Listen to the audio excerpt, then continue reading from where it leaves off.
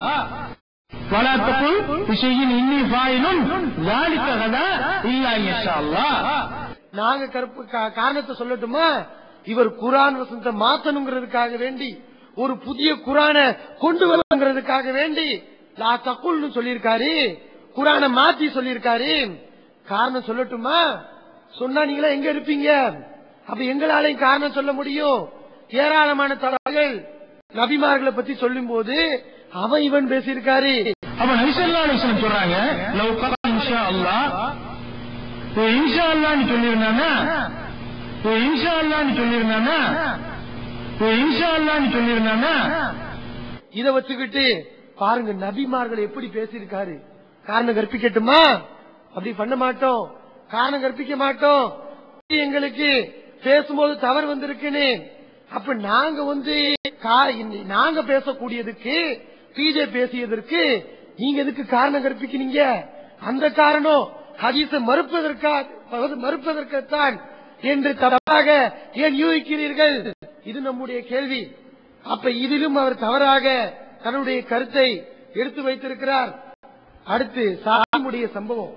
இந்த சம்பவத்தை முஜிபுர் ரஹ்மான் அவர்கள் ஒரு பெரிய மறுப்பதற்கு ஆதாரமாக எடுத்து வைக்கிறார்கள். அந்த சம்பவத்துடைய யதார்த்த நிலை என்ன? அது என்னமோ நம்ம மறைச்சிட்டோங்கிற மாதிரி, பாதியை வெற்றிட்டோங்கிற மாதிரி அது பாக்குறதுக்கு காரணமே, அதாவது நம்ம சொல்லும் போது இல்ல பிட்ட மாதிரி பேசுறாரு. ஆனா அதை பார்க்கக்கூடிய சகோதரர்களுக்கு தெரியும். அந்த வீடியோவை எடுத்து போறாரு.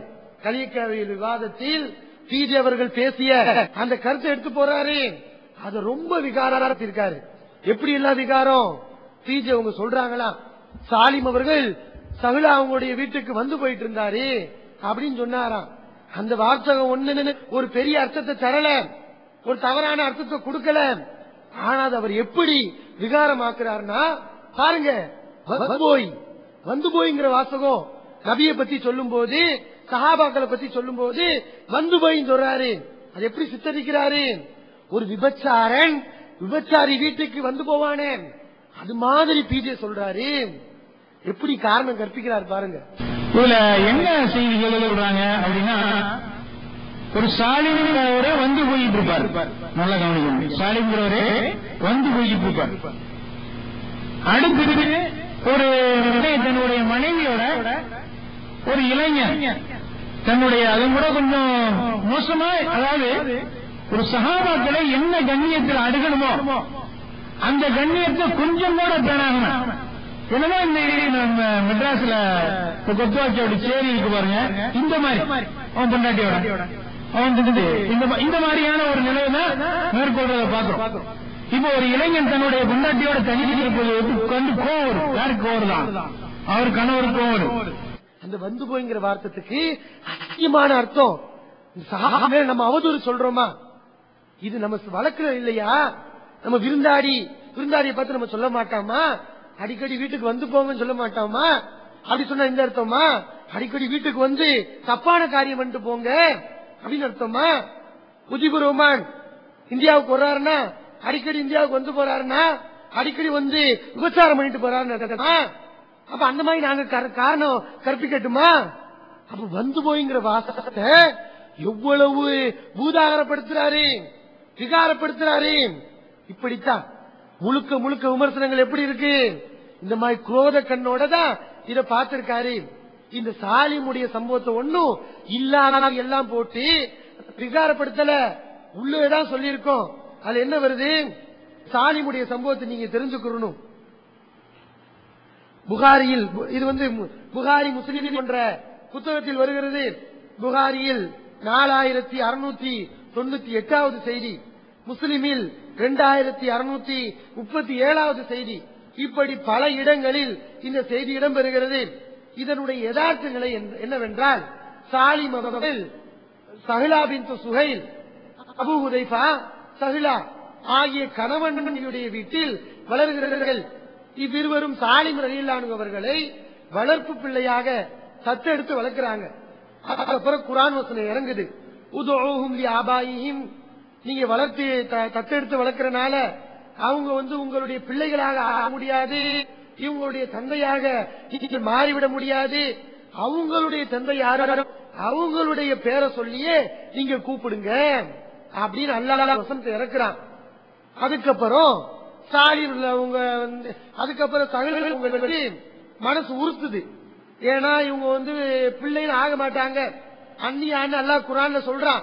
அந்த அந்நியானை விகாரப்படுத்துறாரு. அந்நியானுங்கிறது என்னமோ நம்ம தப்பா சொன்ன மாதிரி அந்நியான் தானே அவரு. அந்த குர்ஆன் வசனத்தின் கருத்துப்படி அவர் அந்நியான் தானே. நீங்களும் இன்னொரு இடத்துல அதே முஜிபுர் உமர் அவர்கள் நாம் அந்நியான் சொன்னதை விகாரப்படுத்துறவரு அவர் இன்னொரு இடத்துல சொல்றாரு அந்நியான் ஆயிட்டார் இல்லையா. அதனால சகுல அவங்களுக்கு ஒரு மாறியா இருக்கு. அவரே சொல்றாரு ஹிஜாபுடைய பர்தாவை கடைபிடிக்கும் ஒரே வீடு அந்நியான் ஆயிட்டாங்களா இல்லையா, அந்நியான் ஆயிட்டாங்களா இல்லையா. அப்ப நாங்க அந்நியான்னு சொன்னா அது விகாரம், சஹாபி மேல அவதூறு.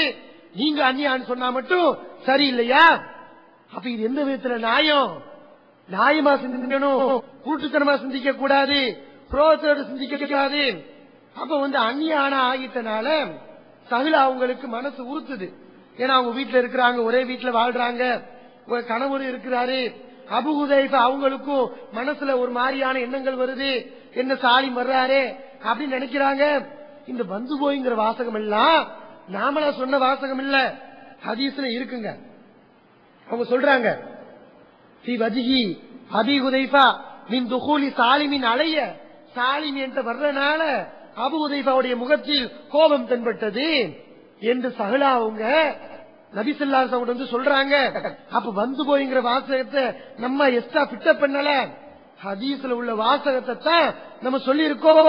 முஜிபுர் ரஹ்மான் உமரித்தான் ஹதீஸ்ல இல்லாத பல வாசகங்களை சொல்லி இருக்காரு. அதை நம்ம பின்னாடி வளர்க்குவோம். அப்ப அந்த சஹலா அவங்க என்ன செய்யறாங்கன்னா, இவர் பெரிய ஆள் ஆயிட்டாரே, நபிட்ட வர்றாங்க, அல்லாஹ்வின் தூதரே சாலிம் அவங்க என் வீட்டுக்கு வர்றாங்க, ஆனா அபூ ஹுதைஃபா கோபப்படுறாரு, அவருக்கு மனசு நெருக்கடி வருது, அதனால என்ன செய்யலாம் என்று கேட்கிறாங்களாம். அப்ப நபி சொல்றாங்களா, அப்படின்னா நீ சாலிமுக்கு பாலை புகட்டிரு, பால் கொடுத்துட்டேன்னா அவருடைய மகன் ஆயிடுவாரு அப்படின்னு சொல்றாங்களாம். அந்த பெண்மணியும் நபி ஸல்லல்லாஹு அலைஹி வஸல்லம் சொல்வதை கேட்டு பால் கொடுக்கறாங்களா, அவங்க மகனாங்களா. இப்படி செய்தி வருது. இந்த செய்தி குர்ஆனுக்கு முரண்படுதுன்னு சொல்றோம். சும்மா சொல்லல, புறம்போக்குத்தனமா சொல்லல. குர்ஆன் வசனத்தை மேற்கோள் காட்டி வசனத்துடைய நம்பரையும் சொல்றோம். என்ன குர்ஆன் வசனம், இந்த ஹதீஸ் என்ன கருத்து தருது அதை நீங்க விளங்கிக்கணும். பால் கூடி என்பது சின்ன பிள்ளைக்கு மாத்திரம் கிடையாது. தாடி வந்த மீச முளைச்ச ஆம்பளைக்கு பால் புகட்டினாலும் அவர் குழந்தை ஆயிடுவாரு, 2 வருஷங்கிற அளவெல்லாம் கிடையாது அப்படிங்கிற கருத்தை இந்த செய்தி.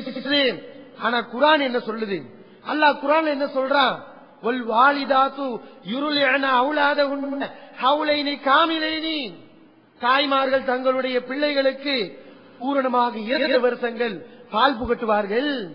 அல்லாஹ் எதை வரையறையா பால் புகட்டுவதற்கு, பால் குடி சட்டத்துக்கு அல்லாஹ் சொல்லக்கூடிய அளவு எவ்வளவு, ஹவுலைனி காமிலைனி, 2 வருஷம் அல்லாஹ் சொல்றான். இந்த வசனம் குர்ஆனுடைய நம்பரை தெரிஞ்சுக்கோங்க.